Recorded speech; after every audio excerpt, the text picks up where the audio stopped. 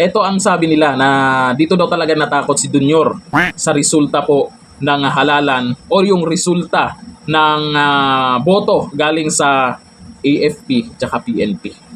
Ano nga ba yung naging resulta? Naku po, mataas ang boto na binigay ng mga men in uniform natin dyan sa Duterte. Ibig sabihin lang yan, tahimik sila pero ang sinuportahan nila, kandidato ng Duterte. Bakit nga ba tahimik sila? Bawal magsalita di ba? Bawal silang magsalita, baka makasuhan pa. O nung nakaraan, yung isang pulis na nag-viral, ngayon wala na, nag-resign na. Pero may kaso siya. Kaya yung iba, siyempre kaysa mawalan ng trabaho, tahimik lang. Pero pagdating sa botohan, siyempre hindi naman nakikita kung sino yung binoto mo at kung sino yung binoto mo. Di ba? Yun nga lang, yung resulta, sino ba namang hindi mabahala? At sino ba namang hindi matakot na nalaman mo na hindi ka suportado ng mga AFP at PNP? Kaya kung ano-ano na yung mga ginawa nila ngayon na tactics para lang kunwari ay sila yung biktima o kung ano pa. Ako, ito panoorin natin. Bagamat kaunti lang ito, higit 200,000, almost 300,000 yung ating members ng police at AFP.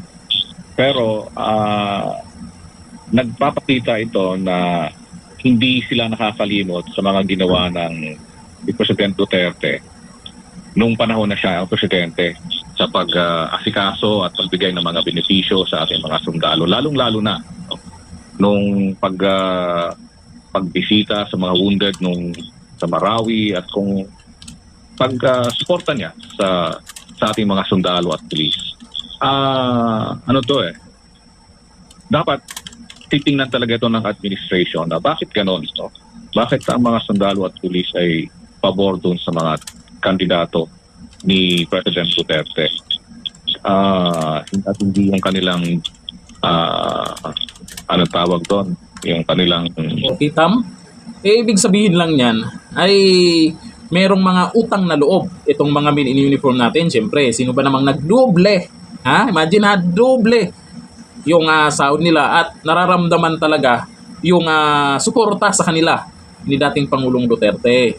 Kaya iba po ngayon, iba po noon. O ito po sabi ni Miranda, tahimik lang sila pero sa pagboto sila bumawi. Kaya good job AFP and PNP. Kaya sa mga nangyari nitong nakaraan, yung pag-aresto kay Kibuloy, lalo sa pag-aresto kay dating Pangulong Duterte, wag po talaga nating sisihin po yung mga pulis doon. Kasi sumusunod lang sila sa utos. Kasi kung hindi sila sumusunod, sila din po yung mapapahamak o mawalan ba ng trabaho. Pamilyado din yung mga yan. Maliban na lang kay Torre.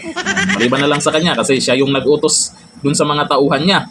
Di natin alam kung sino nag-utos din kay Torre Sabi ni Marty Cobero, isa lang masasabi ko dyan. Buti pang mga sundalo at pulis marunong tumanaw ng utang na loob. Pero si BBM hindi. Kumpa ka dyan. Sabi ni Frasper, ang high ranking lang ang busog. Ang lower rank ay gutom. Gets nyo yung ibig niyang sabihin na. Sabi ni Emma, dapat si BBM ang mag-resign kasi si BBM ang problema. Yan yung madalas na nakikita nating komento tungkol sa usapin po ng pag-resign ng mga cabinet members. Sabi ni Perciba Arano, natakot na si BBM at Alyansa dahil wala sila suporta sa AFP at PNP personnels. Si Browner at si Marvel at si Tory lang ata ang tao niya. Dito po kasi sa resulta po talaga, kahit sino namang maging pangulo, mababahala po talaga dyan at makaramdam talaga ng takot na yung nakapalibot sa kanya na mga men in uniform ay suportado yung kandidato ng Duterte. Kaya pag nagka-problema, hindi natin masasabing sana wag naman magka-problema sa mga gulo-gulo na yan.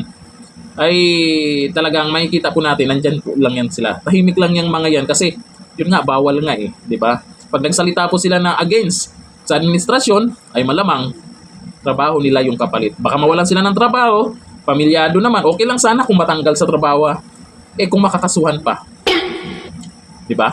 Pero at least, dyan sa resulta po ng halalan, kung sino yung binoto, karamihan, hindi naman lahat, karamihan po na binoto ng mga men in uniform, yung Duterte. At least, binoto nila yung Duterte. Kaya malaking bagay po yan na nandyan lang po sila, nagmamasid, tahimik, at pumanig kung saan ang dapat panigan.